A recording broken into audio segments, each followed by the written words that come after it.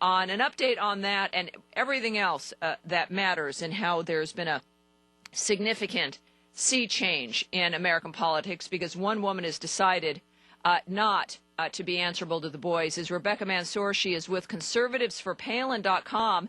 That is conservatives, the number 4, and then palin.com, and also on Twitter at C and the number 4P. Rebecca, welcome back to the Tammy Bruce radio program. Tammy, always a pleasure to speak with you. Thank you. Well, last time, and as always, there's always, for those of us who are intrigued by and support and are hopeful about Governor Palin, last time you were here, of course, there's always things to discuss and the fundraising to try to get rid of that debt on those ethics complaints. And then, of course, we have our announcement on Friday. And it seems to be pretty darn obvious that she would do this, being an unconventional politician. What is your take over there at Conservatives for Palin? Some of the news, Rebecca, has been that conservatives are divided about this. Is that really the case? Well, it's very interesting. Her favorabilities, Rasmussen just came out with the polling figures yesterday.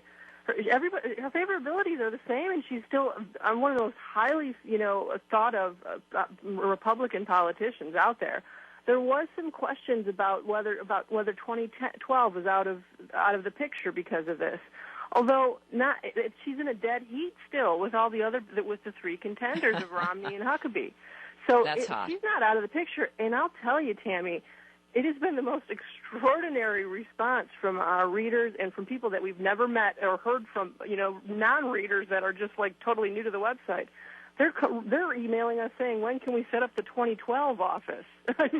Yeah, people are starving, Rebecca, I think, for really people stayed home. The reason Barack Obama won in 2008 was not because people embraced a fascist agenda, but because there was no legitimate alternative on the Republican side. The McCain, we may disagree on this. We haven't talked about it in details, but in my opinion, the McCain campaign completely mishandled. There was genius in bringing her forward in the national scene, but they mishandled it. I think they were threatened by the response. I think they knew there would be a response, but my God, Rebecca, when she joined the McCain camp, he had no money, and they brought in like $15 million in a 48-hour period of time because of her joining the campaign. Hey, Tammy, I wouldn't have voted for the McCain ticket if Sarah Palin hadn't been on it. And there are millions like me that feel the exact same way. Sarah Palin, that election basically became about Sarah Palin versus Barack Obama. Yes, it did. And it was the most extraordinary thing because it was as if people started to speak in terms of, well, how come she hasn't, specified her message during the campaign? And I'm thinking, she's the vice presidential candidate. She's not the top of the ticket. And basically, at some point, she was considered to be carrying the ticket completely, as if it was completely on her shoulders. It was the most extraordinary thing I've ever seen, and it was apparent that, win or lose, she was going to be blamed for everything, which is ridiculous. No, and here's that also is a sign, as now we're going to see as well, that when you've got someone who means something, who is not an empty suit, and who is the threat to both establishment status quos, both on the right and, we can't even say the right anymore, both the Republican and the Democrat status quo. Here is a woman who's known, and this is what's interesting also about her resignation. Her ability to move into the top of politics for Alaska was built on a resignation. She ran for lieutenant governor, lost, then was on the Oil and Gas Commission, if I believe that's the name for it. I know you're more clear on those elements. But she resigned that position as well because of corruption, at which point she then launched into becoming running a successful campaign for governor. So a resignation for Sarah Palin is not unusual. And interestingly enough, I mean, for you as a supporter, certainly, and as a conservative, were you ultimately disappointed, though? Many of people are saying it was just 16 months. How do you see this, and how does Conservatives for Palin see it? Do you prefer that she would have stayed, or do you think this is a better move? You know what? She thinks outside of the box. And my first reaction was I was very surprised. I was really shocked about it. And then when I looked at the way that she thinks, and because she does not think like a typical politician, she really does see her role as a public servant. And when I realized, you know what, she just this week, got right after her announcement, got another frivolous ethics complaint by the same joker by the same joker who charged her with an ethics complaint because she sat down for an interview with Greta Van Susteren in her office in Anchorage. The other thing she's done, I mean, Rebecca with conservativesforpalin.com, is that they sent out this lawyer message saying, look, we're going to react if you continue to smear us to the press. And the fact is, there's got to be a way that if this is not harassment using the legal system, I don't know what is. What I like about Governor Palin is that she seems to be willing to defend herself and stand up for herself, and this action makes that a lot easier, doesn't it? Well, you know what? I'll tell you, it's not about her personally. What she was concerned, because she'll take the hits, okay? And even though it's cost her family $500,000, it was the state was having to pay like $2 million for all of these Freedom of Information records requests and all the personnel board and charging these ethics things. And her administration was basically ground to a halt because every single day it was just they were being flooded with these partisan attacks. And it was like the only way that she could advance the state and her, the agenda of the administration is if she took herself out of the equation. And that's where you see Sarah Palin as a public servant. I mean, she has to say, no, I'm not going to be made the issue here if Alaska's at stake. And they were also doing, we talked about, you were mentioning, how she doesn't play by the rules of the Beltway and all that. She didn't play by those rules when she got into Juneau. One of the things that I think had a real impact on, with the legislators is she was really big into, I mean, the politics they play up there, and in every state house, it's like, I have my district, and my district gets a certain amount of money, and it's just set.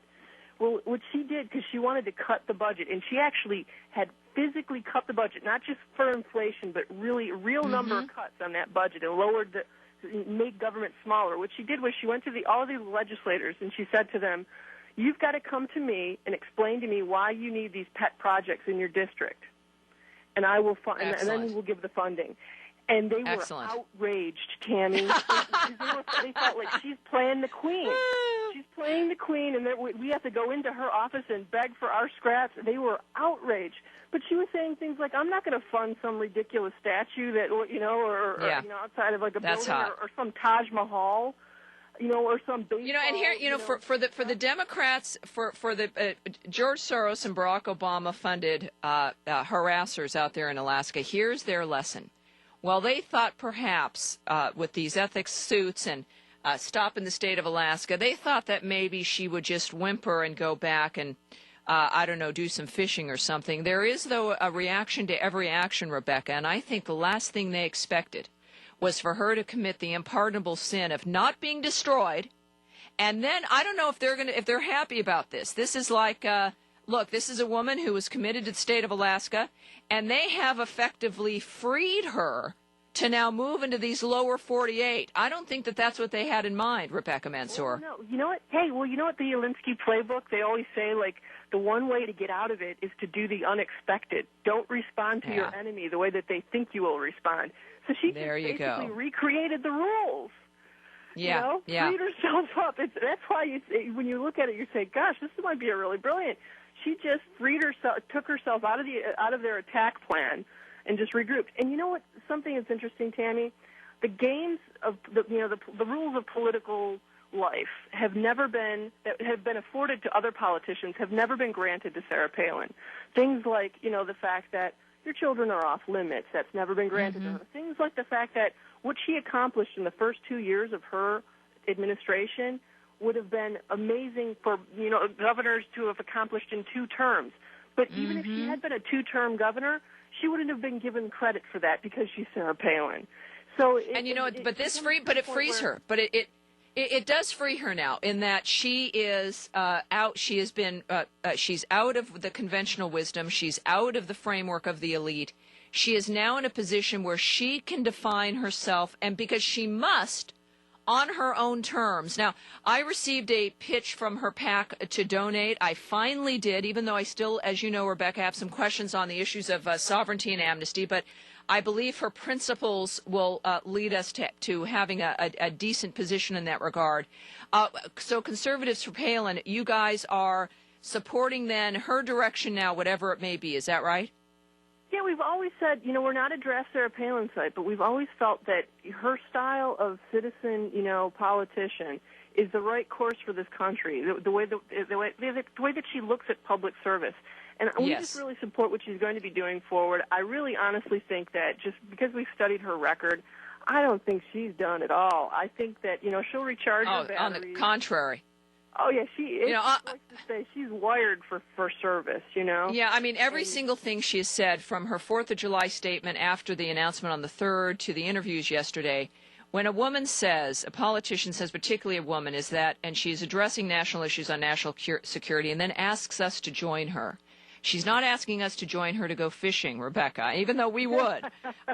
It's a very exciting time, and you guys have really been at the head of it as well. This is Rebecca Mansour. You can get them at conservativesforpalin.com with the number 4 for Palin, and also on Twitter at the number 4P. Rebecca, thanks for joining me today. I really appreciate it, and great job. Keep up the great work. Oh, thanks so much, Tammy. It's always a pleasure.